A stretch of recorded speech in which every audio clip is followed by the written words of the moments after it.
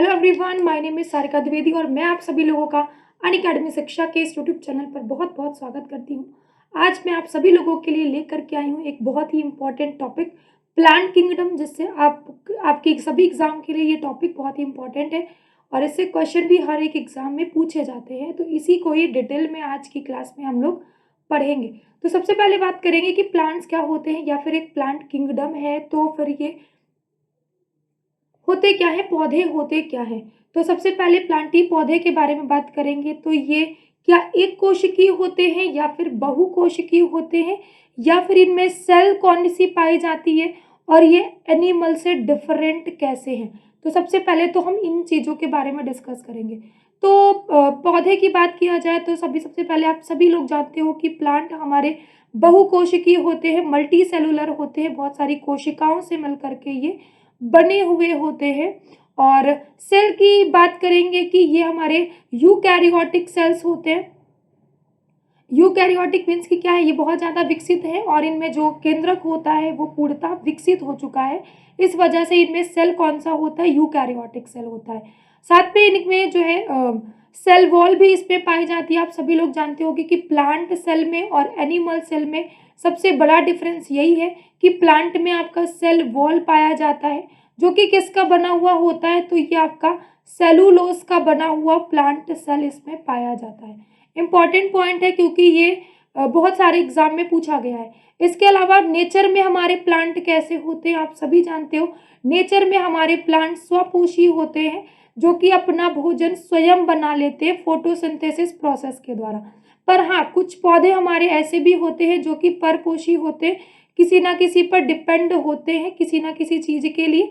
But generally हमारे पौधे स्वपोषी होते हैं, ऑटोट्रॉफिक होते हैं, जो अपना भोजन स्वयं बनाते हैं। नेक्स्ट पॉइंट है कि जो पौधे होते हैं वो हमारे सेडेंट्री होते हैं, मीन्स की मूवेबल, आसीन चलन होता है इनमें। मीन्स की रहते तो एक ही जगह पर है, बट एक जगह पर रहते हुए भी ये इधर उधर गति कर सकते हैं। तो प्लांट हमारे सेडेंट्री मूवेबल होते, एक जगह पर स्थिर रह करके तो सिर्फ हिल डुल सकते हैं। तो इस तरीके से ये हमारी प्लांट की कुछ विशेषताएं थी।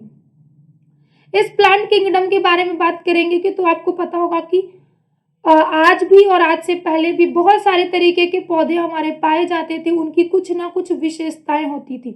यहाँ तक कि कुछ पौधे तो ऐसे भी होते हैं जिनको कि आप ये नहीं बता सकते हो देख करके ये पौधे हैं या फिर नहीं पौधे हैं, ठीक है, या जंतु हैं, ठीक है। तो इन्हीं प्लांट का एक पूरा किंगडम है जो कि हम उसको डिस्क्राइब करेंगे, आप सभी लोगों को जरूर से सुनिएगा। आपको बता दें कि प्लांट में सबसे पहली बात की बहुत सारी तरीके से इनको तोड़ा गया है आपके प्लांट को। एक तो तुम्हारे होते हैं क्रिप्टोगैमस में, एक होता है फेनेरोगैमस में। क्रिप्टोगैमस में कौन कौन से आते हैं, तो क्रिप्टोगैमस में आपके आते हैं ये तीनों, आपके क्रिप्टोगैमस के अंतर्गत आते हैं। मीन्स की ये थैलोफाइटा, ब्रायोफाइटा और टेरोडोफाइटा। मीन्स की जिसमें पुष्प ही नहीं होते हैं, जिसमें पुष्प नहीं होते इनको हम लोग जो है क्रिप्टोगैमस के अंतर्गत रखा गया है। और रही बात जिम्नोस्पर्म की और एंजियोस्पर्म की, तो ये हमारे फेनेरोगैमस के अंतर्गत आते हैं। तो ये दो पॉइंट आप इसी में याद रखिएगा कि ये हमारे फेनेरोगैमस के अंतर्गत आते हैं, जिम्नोस्पर्म और एंजियोस्पर्म। अब इनके बारे में थोड़ा सा डिटेल पढ़ेंगे कि ये प्लांट्स किस तरीके के होते हैं, क्या क्या इनकी प्रॉपर्टी होती है। तो सबसे पहले हम बात करेंगे थैलोफाइटा के बारे में। तो नाम से ही इसका क्लियर हो रहा होगा कि क्या है थैलोफाइटा। थैलोफाइटा क्या होते हैं, नाम क्लियर है कि थैलो मीन्स कि थैले जैसा आकार, ठीक है, एक ऐसा फाइलम जिसमें कि थैलो जैसा आकार होता है, एक ऐसा पौधा जिसका आकार थैला जैसा होता है। जैसे आप जानते हो थैला होता है, आप मार्केट जाते हो सब्जी लाने के लिए, उसमें कुछ भी भरते जाते हो, कुछ पता नहीं चलता है बाहर से, ठीक है, कुछ भी भरा हुआ होता है, कभी इधर से निकला हुआ होगा, कभी इधर से, बता नहीं सकते हो। ऐसे ही थैलोफाइटा के अंतर्गत जो भी पौधे होते हैं आप उनको डिफाइन नहीं कर सकते हो, कौन सा इसका सर है, कौन सा इसका पैर है, ठीक है। तो ये सारी चीजें थैलोफाइटा में आप डिस्क्राइब नहीं कर सकते हो। इसलिए सबसे पहला या फिर सबसे पुराना प्लांट जो था वो हमारे थैलोफाइटा होते हैं, जिनके शरीर को आप डिफाइन नहीं कर सकते हो। अभी आपको फिगर भी दिखाया जाएगा कि इस थैलोफाइटा के अंतर्गत कौन कौन से आते हैं। एक मिनट, जैसे कि आप ये फिगर देख रहे हो, इसमें आप ये नहीं डिफाइन कर सकते हो कि इसका सर कौन सा है, जड़ कौन सा है, तना कौन सा है, पत्ती कौन सा है। इस तरीके के आकार की वजह से इसको किस में रखा गया है, थैलोफाइटा जगत के अंतर्गत रखा गया है। ये हमारे थैलोफाइटा जगत के अंतर्गत आते हैं और ये हमारे पुष्प भी नहीं देते हैं, क्रिप्टोगैमस के अंतर्गत आते हैं। नेक्स्ट पार्ट होता है कि कुछ पौधे ऐसे होते हैं जिनको कि हम विभेदित कर सकते हैं कि कौन सा जड़ है, तना है, पत्ती है, इनमें डिफाइन कर सकते हैं। तो उसके आधार पर भी पौधों को दो प्रकार से तोड़ा गया था कि क्या उन पौधों में वस्कुलर टिश्यू, संवहनी ऊतक, जाइलम और फ्लोएम प्रेजेंट है या फिर नहीं है। अगर मान लो जो पौधे थे जिनको विभेदित तो कर सकते थे, लेकिन अगर उनमें संवहन ऊतक नहीं था तो उनको ब्रायोफाइटा कहा गया था, ब्रायोफाइटा के अंतर्गत रखा गया ऐसे पौधों को। तो अभी इनको भी दिखाएंगे। आप ये समझ लो कि जैसे थैलोफाइटा के अंतर्गत तो ये हो गया कि आप उनको डिफाइन नहीं कर सकते हो कि कौन सा जड़, तना, पत्ती क्या है, लेकिन जो ब्रायोफाइटा आया उससे थोड़ा सा विकसित था, पर इसमें क्या कमी थी कि इसमें वस्कुलर टिश्यू नहीं प्रेजेंट थे, मीन्स कि जाइलम और फ्लोएम नहीं पाया जाता था, बाकी शरीर को इनमें डिस्क्राइब कर सकते थे। तो ये तुम्हारे ब्रायोफाइटा के अंतर्गत आ गया। आपको ब्रायोफाइटा का भी फिगर दिखा देते हैं कि ब्रायोफाइटा के अंतर्गत ये देख रहे हो, कुछ ना कुछ आप बता सकते हो कि इनमें राइजोइड्स वगैरह पाए गए। अभी आपको डिटेल में भी इनके बारे में बता दिया जाएगा। तो ये तुम्हारे ब्रायोफाइटा के अंतर्गत रखे गए। इसके बाद नेक्स्ट बात करेंगे कि जब कुछ पौधे थे जिनमें कि संवहन ऊतक, वस्कुलर टिश्यू उपस्थित था, उनको किस प्रकार से तोड़ा गया था। तो उनमें भी कुछ ऐसे पौधे थे जिनमें कि बीज नहीं पाए जाते थे और कुछ ऐसे थे कि जिनमें बीज उपस्थित थे, मीन्स कि जिसपे फूल भी नहीं होते थे और जिसमें फूल होते थे, बीज नहीं होते थे, बीज होते थे। तो जिनमें बीज नहीं होते थे, जो बिना बीज वाले होते थे, उनको टेरिडोफाइटा के अंतर्गत रखा गया। ठीक है, चीजें क्लियर हो रही हैं। जिनमें बीज नहीं थे उनको टेरिडोफाइटा के अंतर्गत, लेकिन जिनमें बीज उपस्थित थे उनको दो प्रकार से तोड़ा गया। ठीक है, कौन कौन से, एक तो तुम्हारे नग्न बीजी मीन्स की जिम्नोस्पर्म, और एक में जिनमें की जो बीज होते थे वो पूरी तरीके से कवर होते थे फल से। जैसे कि आप आम देखते हो, आम जो है क्या पूरे उसके पल्प से पूरी तरीके से ढका हुआ होता था, तो उसको एंजियोस्पर्म के अंतर्गत रखा गया। अब एक बार आपको फिर से इसको डिफाइन कर देते हैं कि पूरे प्लांट को एक तो दो तरीके से तोड़ा गया कि कुछ हमारे क्रिप्टोगैमस थे, कुछ हमारे फेनेरोगैमस थे। क्रिप्टोगैमस में मैंने आपको बता दिया थैलोफाइटा, ब्रायोफाइटा, टेरिडोफाइटा, जिनमें कि पुष्प नहीं होते थे, पुष्प नहीं पाए जाते थे, उनको क्रिप्टोगैमस में रखा गया। कुछ हमारे फेनेरोगैमस में रखे गए जैसे कि जिम्नोस्पर्म और एंजियोस्पर्म, जिनमें कि फल होते थे, बीज होते थे। ठीक है, तो दो पार्ट ये हो गए। एक तुम्हारा प्लांट को, सभी प्लांट को इस तरीके से डिफाइन किया गया। क्या इन पौधों को इनके शरीर के, इनके जो पार्ट्स होते हैं, प्लांट के जो पार्ट है, इनको डिफाइन कर सकते हैं कि नहीं डिफाइन कर सकते, कैटेगराइज कर सकते हैं कि नहीं, तो उनको थैलोफाइटा में रखा गया। जिन पौधों को हम विभेदित कर सकते थे उनमें क्या प्रॉपर्टी रखी गई, क्या उनमें वस्कुलर टिश्यू प्रेजेंट है या फिर नहीं। अगर वस्कुलर टिश्यू नहीं प्रेजेंट था तो उनको ब्रायोफाइटा के अंतर्गत रखा गया, लेकिन अगर वस्कुलर टिश्यू प्रेजेंट था उनमें फिर कंडीशन रखी गई क्या इनमें बीज है या फिर नहीं है। क्वेश्चन आपका पूछा जाता है निम्नलिखित में से किस प्रकार के पौधों की विशेषता है कि संवहन ऊतक तो है लेकिन बिना बीज वाले होते हैं। तो ऐसे पौधे हमारे टेरिडोफाइटा के अंतर्गत आते हैं।